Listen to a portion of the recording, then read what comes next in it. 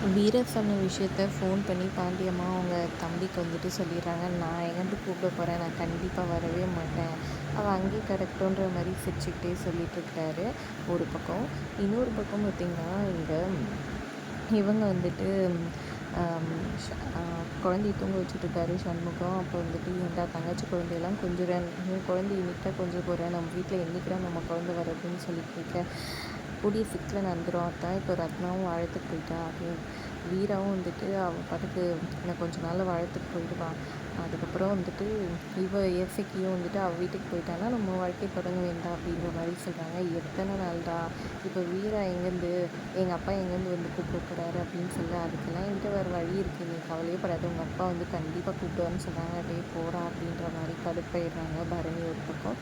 இன்னொரு பக்கம் மறுநாள் காலையில் வீரா வேலைக்கு போகிறாங்க. அப்போது சிவபாலன் தடுத்து நிறுத்தி கொஞ்சம் பேசணுன்ற மாதிரி சொல்கிறாங்க. முதல்ல அவங்க முடியாதுன்னு சொல்ல, அப்புறம் இவர் சொல்ல ஆரம்பித்தோன்னே சரி ஓகேன்னு சொல்லிவிட்டு நிப்பாட்டிட்டு என்ன விஷயம்னு கேட்குறாங்க. இதுக்கு மேலே என்னால் முடியாது, அப்பா என்ன வேணா அப்படி பண்ணுறாரு, நீ என்ன வேணா உன் அண்ணனோட இது தான் முக்கியம்னு சொல்கிற, என்னால் நடுவில் கடந்து கஷ்டப்பட முடியாது, அதனால் நான் இங்கே இருந்தால் தானே உனக்கு பிரச்சனை, நான் மும்பை போகிறேன், என் ஃப்ரெண்டு கூட போயிட்டு அங்கே வேலை தேட போகிறேன், அங்கேயே இனிமேல் செட்டில்டு, இதுக்கப்புறம் வரவே மாட்டேன் அப்படின்னு சொல்கிறாங்க. அதை கேட்டோன்னே வீராவோட கண்ணு கலங்கிடுது.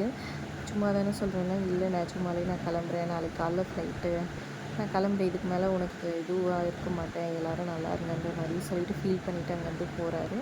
இதுக்கு வீராவுமே ஃபீல் பண்ணுறாங்க. ஒரு பக்கம் நைட்டு இதெல்லாம் ட்ரெஸ்ஸெல்லாம் எடுத்து வச்சுட்ருக்காரு. முத்துப்பாண்டி தெரிஞ்சுக்கிட்டு அவங்க அம்மா கிட்ட சொல்ல, அவங்க ஷாக் ஆகி போய் சிவபாலன் கிட்டே பேசுகிறாங்க. இதுக்கு மேலே முடியாதுமா, நான் போகிறேன் அப்படின்ற மாதிரி அவர் சொல்லிடுறாரு.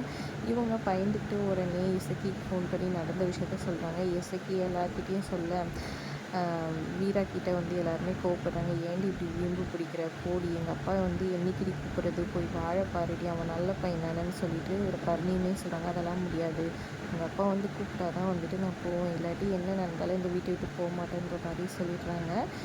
சண்முகத்துக்கிட்ட கேட்டால் சண்முகம் எல்லாம் உங்கள் அப்பா கூப்பிடுவாங்க, நீங்கள் கவலைப்படாதன்ற மாதிரி சொல்லிட்டு விட்டுடுறாரு. இதனால் பரணி ரொம்பவே கடுப்பில் இருக்கிறாங்க. அதோட எபிசோட் முடியுதுங்க. தேங்க்ஸ் ஃபார் வாட்சிங்.